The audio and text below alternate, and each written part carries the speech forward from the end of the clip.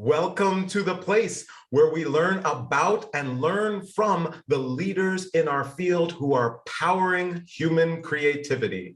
I am Aaron Dworkin, and this is Arts Engines.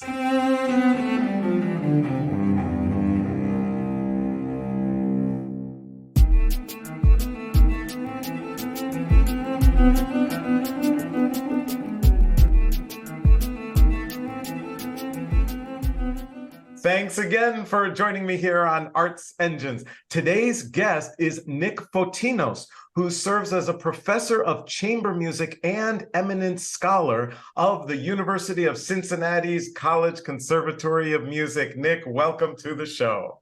Thank you. It's so great to be with you.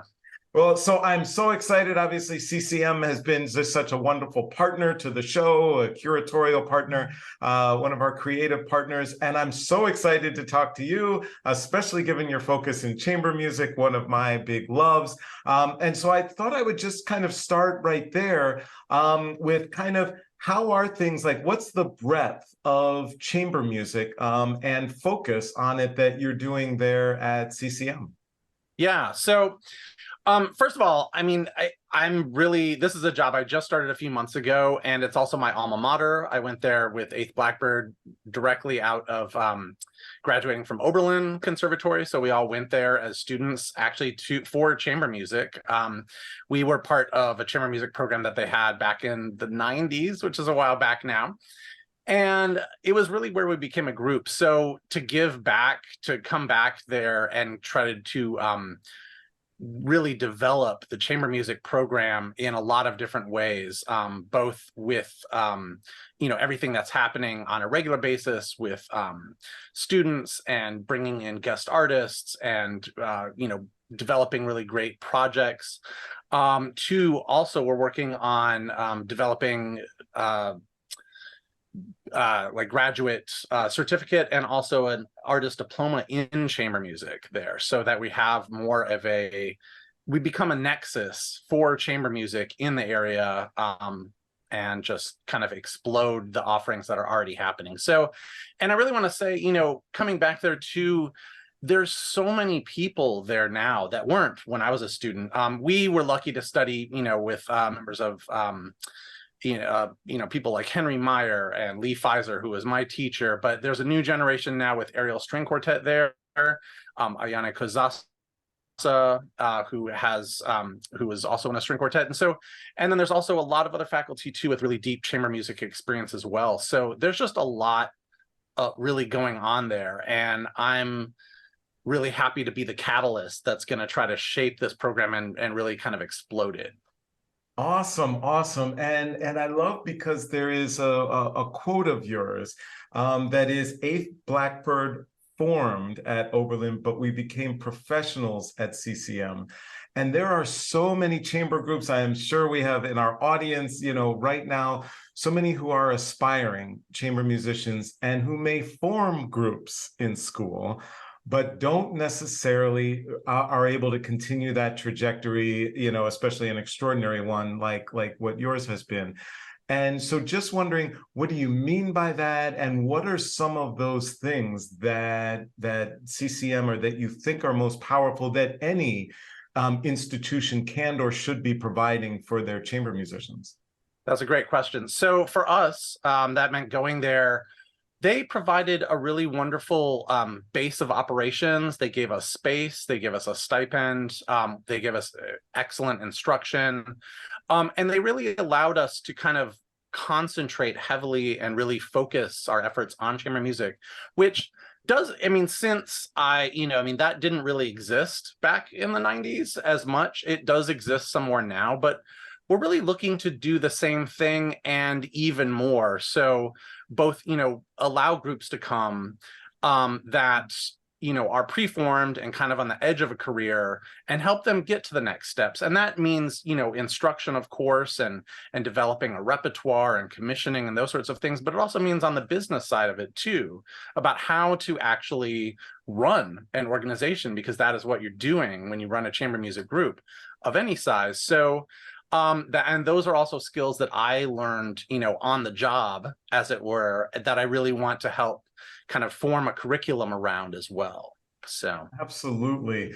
And as you look at kind of this landscape now and you think about many chamber groups today, what would you say are kind of the core skill sets that you know so well are needed in the professional world where many groups just don't have it, either approach or actual skill set? Where do you think kind of those biggest gaps are where you're like, this is where we need to focus and make sure when they leave us, they have this?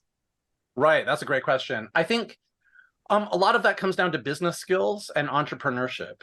And I really think, what groups are, when they're being formed and when they're rehearsing, they're focusing on the art, they're creating, like really trying to be together and be the best musically they can be. And that's as it should be. And I think what it takes to get to that next level, because for professional groups out there, being at a great level is almost a given. Like that just has to be there.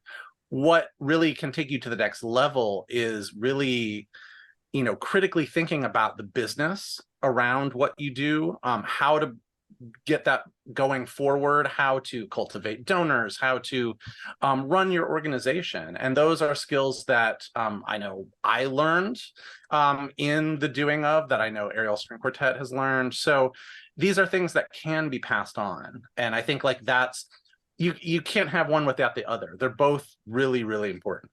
Yeah, absolutely. And so when you look at or think about kind of these entrepreneurial skill sets, certainly fundraising, of course, are there other aspects that you would say for anyone who's, who's tuning in either as a group or at an institution where we're like, we really need to ramp up what we're doing for our students or potentially add or evolve? Fundraising piece, of course. Are there other aspects when you say kind of the business side?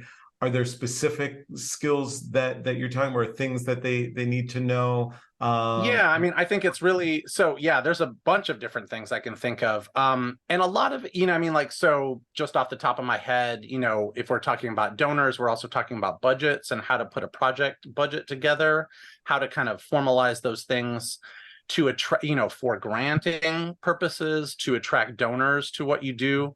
And the thing is, I think in a lot of places still, we're thinking about these as other skills. But the thing is, the art doesn't happen unless you actually have these skills to, present what you're doing in a cohesive fashion to funders at all levels. And so it's really important to be able to have those skills, to be able to share your passion, but also do it in a way that's backed up by numbers and by metrics. Right. So. And to the groups out there that are like, look, we're going to work really hard, but then we're going to attract that amazing management and they're going to take care of everything for us. What do you say to that group? I would say if you get a good manager, you're going to be doing even more of that work. Because what a manager, I think there's a misconception about what a manager does. A manager is really great at talking you up to other people so that you don't have to, and also negotiating. What they largely don't do, except for maybe some of the biggest artists or in the 50s, when there was kind of a more, general sense of management, what they don't do is necessarily, they don't put grants together. They don't, there's a lot of this business side of it that they kind of expect you to know about, but don't necessarily, they're just inundated. They can't, it's not their purview to kind of help you with that. I think this is the gap that I think a program like ours can really help, where, yeah, you are, definitely honing your craft, but you're also really honing the business side of it too, and coming out with, a mission statement and actionable plans and a sense of the kind of governance you want to have of your organization. Yeah, absolutely awesome. So unfortunately, we are just about out of time, but wondering, as you go about this work and especially kind of, thinking about, expanding and developing this program, there's got to be some challenging times. You, of course, despite this extraordinary career, there has to have been some tough times. What would you share with anyone, especially, emerging chamber players and or others in music, as to what do you do when times are the toughest, when things just aren't coming together, or gigs aren't happening, or rehearsals aren't coming together? When times are the toughest, what do you do? Do you have a mechanism that helps you get through? Sure, that's a great question. I think about the pandemic that we recently went through. Everyone went through, and so gigs were down.